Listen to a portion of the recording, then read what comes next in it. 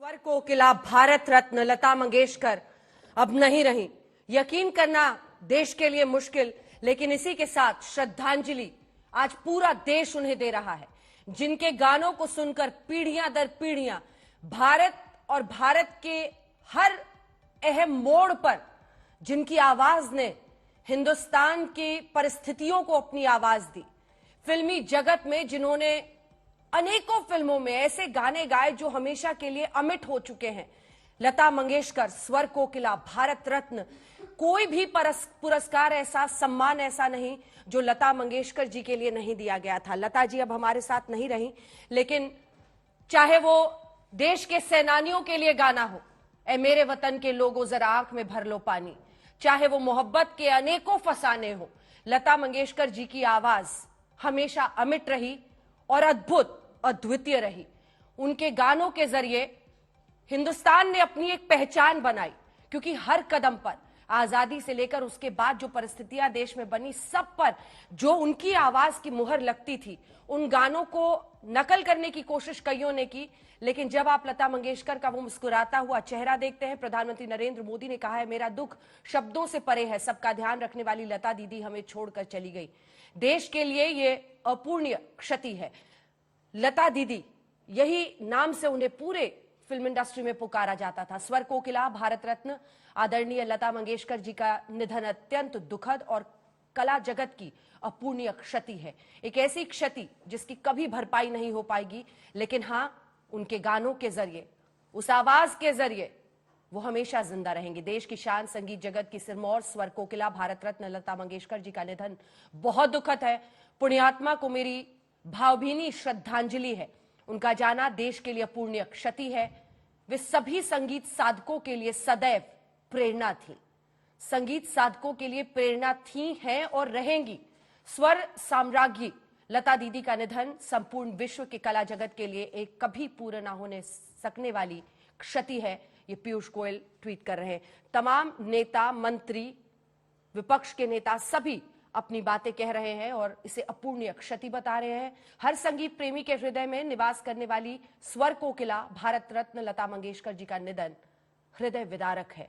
JP Nadda, BJP के अध्यक्ष, नीतीश कुमार, बिहार के मुख्यमंत्री लिखते हैं, स्वर कोकिला, भारत रत्न लता मंगेशकर का निधन देश के लिए अपूर्णीय क्षति है। ऐसे ही तमाम नेता हैं, मंत्री हैं, सभी आज उन्हें याद कर रहे हैं। क्रिकेट जगत से लेकर कौन सा वो क्षेत्र है जहां पर लता दीदी ने अपनी एक पहचान, अपना एक संपर्क लोगों के साथ नहीं रखा था। वो देश के मामलों में हर मुद्दे पर बात करती थी, ट्विटर के जरिए, सोशल मीडिया के जरिए बात करती थी। मेरी आवाज ही पहचान है, अगर याद रहे ये आवाज हम कैसे भूल सकते हैं। मेरी श्रद्धांजलि और प्रार्थना, ओम शांति।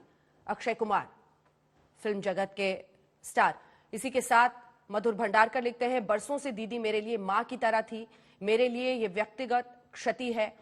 कई लोग उनके साथ जो संपर्क में थे वो उन्हें मां कहकर भी पुकारते थे, लता दीदी कहकर भी पुकारते थे। 1929 से लेकर 6 फरवरी 2022 आज उन्हें देश श्रद्धांजलि दे रहा है।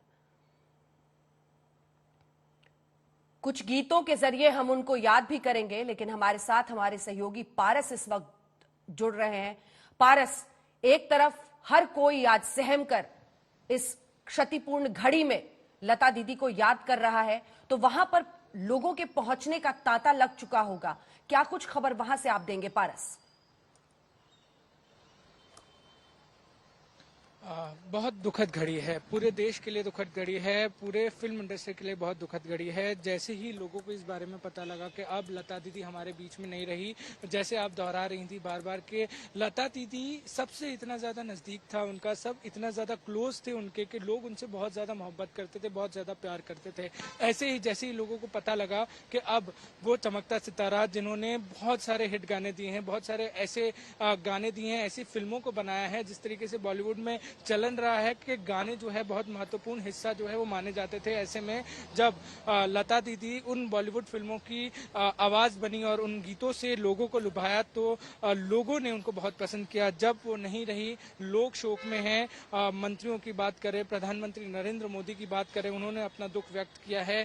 यहाँ पर ब्रिज कैंडी अस्पताल के बाहर हम खड़े हैं, यहाँ पर लगातार लोग पहुंच रहे हैं। नितिन गडकरी पहुंचे थे कुछ समय पहले, शरद पवार पहुंचे थे, रावत साहब यहाँ पहुंचे थे, लोग जो हैं धीरे धीरे यहाँ पहुंच रहे हैं। संजय राउत पहुंचे थे, अब ये भी अनुमान लगाए जा रहे हैं कि अब बॉलीवुड से लोग जो हैं वो यहाँ पहुंचेंगे, क्योंकि दीदी के आखिरी दर्शन जो है वो बेहद महत्वपूर्ण होंगे। क्योंकि एक युग था, वो एक पूरी मास्टर क्लास थी, जिस तरीके से उन्होंने बॉलीवुड को संभाला था, जिस तरीके से उन्होंने अपने गाने गाए थे, जो गाने आज भी दोहराए जाते हैं। आज भी कोई भी व्यक्ति हो, छोटा हो या बड़ा हो, उनके गाने को पसंद करता है। ऐसे में जिस तरीके की उनकी छवि थी, लोग उनको बहुत ज्यादा पसंद करते थे।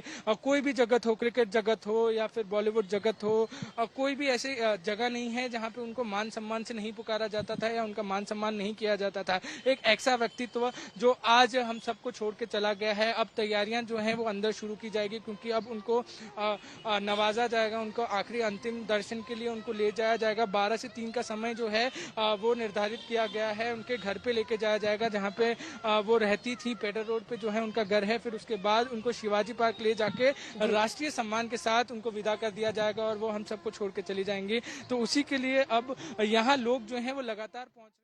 আজ তাক বাংলা, জানুন সব খবর সবার আগে। সাবস্ক্রাইব করুন আজ তাক বাংলা, বেল আইকন প্রেস করতে ভুলবেন না।